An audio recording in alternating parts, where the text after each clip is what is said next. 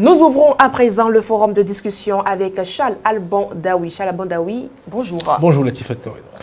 Activisme de Yahi Boni sur le terrain. Le buffle de Tchaourou a visiblement repris service. Absolument, et on peut le voir, on peut le constater après une accalmie dans laquelle il s'est plongé au lendemain des législatives de janvier 2023 où on l'a vu très actif sur le terrain. On a vu Boni Yahi entre-temps dans les activités religieuses, mais entre le mois de juillet et le mois d'août, il y a eu une certaine accalmie. Il a fallu attendre fin août, début septembre pour remarquer que oui, l'homme est retourné sur le terrain comme à ses habitudes et comme pour qui connaît l'ancien président Boni Yahi, c'est quelqu'un qui est coutumier de ce genre de fait-là. Il aime apparaître en public, se fait entourer de personnes, être dans les foules, etc. etc. Donc c'est l'homme en lui-même cela. On l'a vu donc récemment, le week-end écoulé, dans plusieurs localités du Bénin.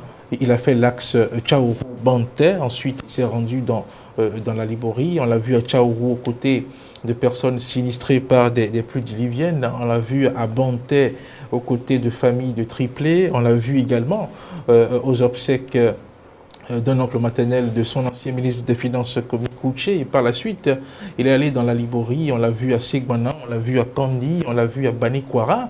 Et à ces occasions-là, c'était donc, comme ceux qui assurent donc, ceux qui publient donc ces activités le disent, ce sont des prières qui sont dites pour la paix au Bénin. Mais quand vous remontez un peu dans la gouvernance de Boni Yahi, qui dit prière, on sait un peu ce que le mot prière veut dire dans la gouvernance de Boni Yahi. Quand on remonte un peu en arrière, les prières, les grands rassemblements et les meetings politiques ont, comment dirais-je, quelque chose de commun, qui est donc les mouvements de foule. Des prières qui rassemblent beaucoup de personnes, et au milieu donc Boni Yahi, c'est l'homme lui-même tout craché. Donc vous voyez un peu toutes ces activités-là qui sont menées, on peut les considérer comme des activités religieuses d'un côté, parce que oui, on parle de prière, mais l'homme lui-même, quand on le sait animal politique et quand on le sait homme politique, il devient parfois difficile de faire la limite entre les activités politiques et ces activités religieuses. Parce que les prières, ce sont des rassemblements de personnes, et lui-même, au milieu de ces personnes-là, est-ce qu'après les prières, on se disperse ou il y a d'autres messages qui sont passés? Point d'interrogation. Et on se pose la question de savoir, mais écoutez, pourquoi est-ce que cela se fait actuellement? Et on le voit, comme on le voit pas seul, on le voit avec les cadres, les leaders du parti dont il est le président d'honneur. Donc toutes ces choses-là font naître des interrogations. Ce n'est pas forcément fait par hasard, ce n'est pas forcément fait pour le simple plaisir de le faire, parce que Yahi Boni, quoi que l'on dise, il continue d'être un homme politique qui a un certain impact sur le foule au Bénin. Charles Alban Daoui, peut-on assimiler ces sorties de l'ancien président Boni Yahi comme une campagne précoce pour son fils Nasser? Nasser Yahi, vous voulez dire. Bon, vous savez,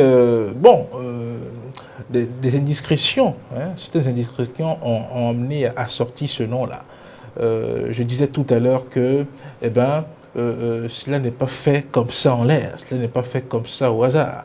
Il est vrai qu'à ses côtés, on voit des cadres et personnalités du parti Les Démocrates qui l'accompagnent dans tous ces déplacements-là.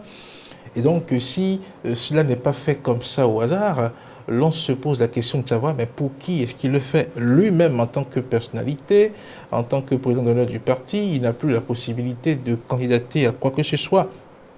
En tout cas, en ce qui concerne la fonction présidentielle, pas du tout. Donc, et on sait que 2026 est déjà dans la tête, dans le calendrier politique de beaucoup d'hommes politiques, que ce soit de la mouvance.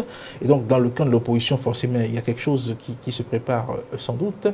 Et donc, quand on voit un peu ces choses-là, il est vrai que celui dont on parle, Nasser Yahi, il n'est pas très actif sur le terrain politique. Ce n'est pas quelqu'un que l'on voit sur les terrains politiques. Mais dans le landano politique, il y a de ces personnes-là qui restent souvent dans l'ombre, pour qui d'autres travaillent jusqu'à ce qu'on vienne les révéler. Quand vous prenez le président même Patrice Talon qui a pris le pouvoir, ce n'était pas un homme actif sur le terrain politique.